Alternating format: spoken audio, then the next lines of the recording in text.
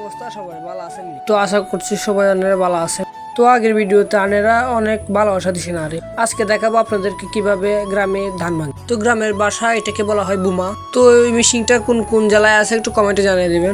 আমাদের গ্রামে এটাতে ধান ভাঙায়, ধানের তাল থেকে নিয়ে এরা মিশিংয়ে দিচ্ছে আর মিশিংয়ে তো মিশিংয়ের মাথা দিয়ে পড়ে যাচ্ছে। আমরা বলি বোন, আপনারা কি বলেন জানি না সেটা।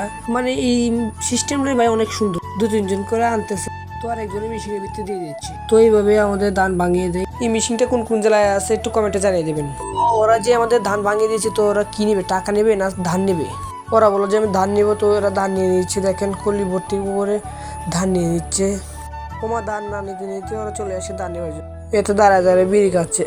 তো আমাদের যে জমি করে দুইটা, একটা জমি আমরা রাখি দিই আর একটা জমি বিক্রি করে দিই, কারণ আমরা এত ধান দিই। তো আমরা যে বিক্রি করে দিই ধান, ওরা কিন্তু আমাদের বাড়ি থেকে নিয়ে যায়।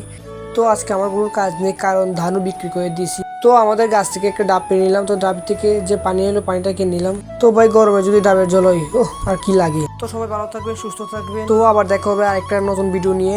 ভালো থাকবেন, সুস্থ থাকবেন। নমস্কার।